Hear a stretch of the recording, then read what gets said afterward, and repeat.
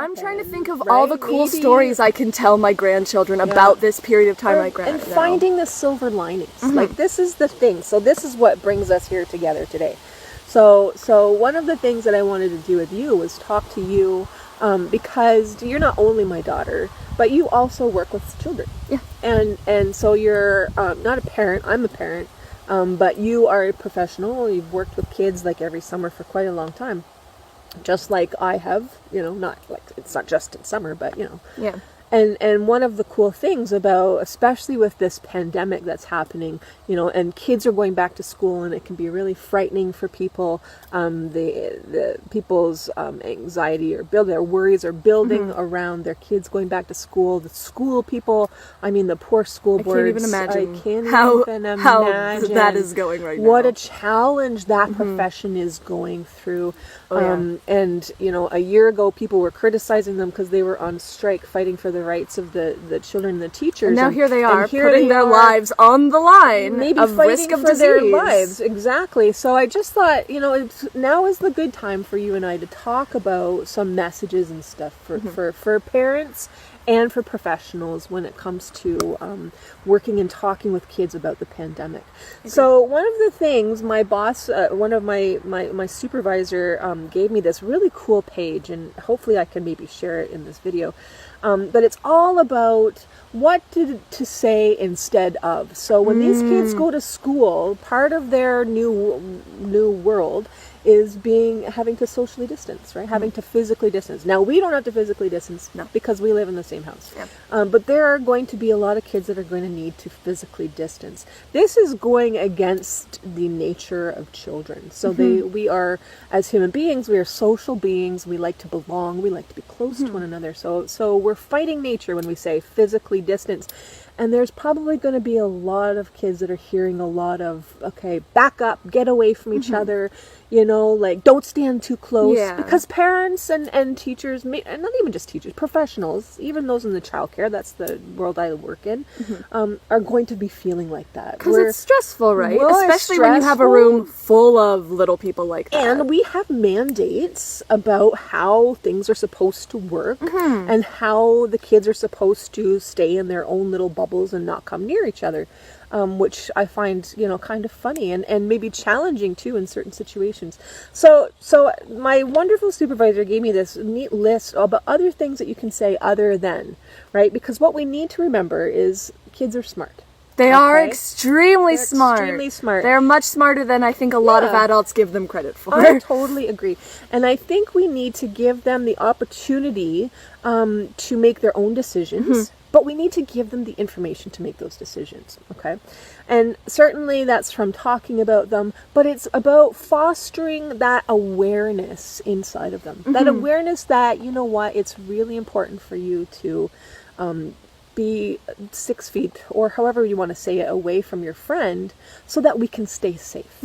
Okay, mommy wants you to stay safe, or your teacher wants you to stay safe. The world wants you to stay safe. That's just how humans' brains work, is that instead of telling me not to do it and expecting me to listen, tell me why, so I can understand. That's try to, help me understand why I can't do this thing that I really, really want to do. And then give them an opportunity to be able to practice that. Exactly. So if they are standing really close, there are some things that you can say like, oh my, Chloe and Owen, notice how close you are right now. So give them that opportunity to notice how close they are and give them a chance to be able to take those couple steps back. Because we got to trust them that they're smart kids. They can make these decisions themselves, right? And that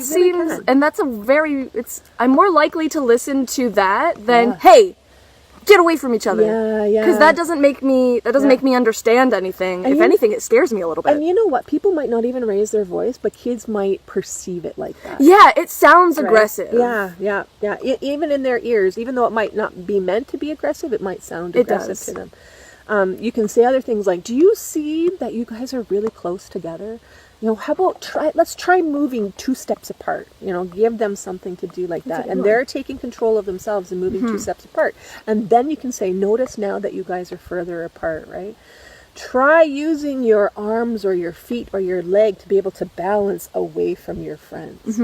Give them something to do.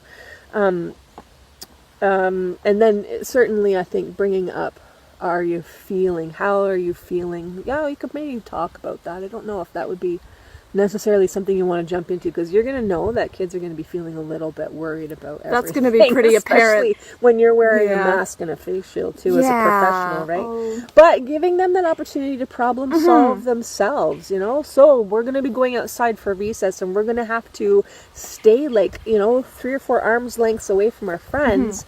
What's our plan? And letting them help you come up with the idea of what the plan can be. Which not only helps the child understand the situation, but it's also really good at helping develop those problem-solving skills early on. Like, you don't want to have to keep telling kids to, like, you know what I mean? Like, it's so cool when I see young kids take that initiative to, like, do it without asking. It's like, oh, that's really cool, and this is really going to help, I feel like anyways, develop those skills. If you can not just directly tell them not to do something, but kind of get them to like figure it out. Why would they think not doing this would be a good idea, or things like that. Like, it helps with that a lot. And those skills aren't just applicable during a pandemic.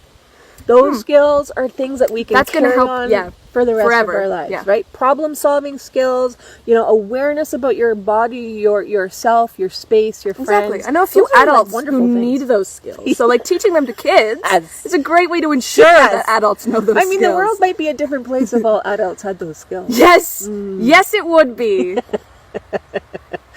All right, well, I think that might be the end of our conversation. Thanks for joining me on the blanket in the middle of our forest. It's nice outside. Why not? It's wonderful outside, and I just wanted to share with people, this is the place where you come for self-care. Yeah. Because that's really important. Because I have a generalized anxiety, so I'm not usually anxious about one particular thing. I'm anxious all the time. One particular thing will make my anxiety spike, but I'm constantly feeling more or less stressed about something. And during a pandemic, that's compounded, right? So being outside is a fantastic way. It's so nice. And it's not even the getting away from the noise of our house, because our house can get noisy. It's not even that. There's something about being outside when it's nice outside and feeling a nice breeze and being able to just breathe in fresh air and just...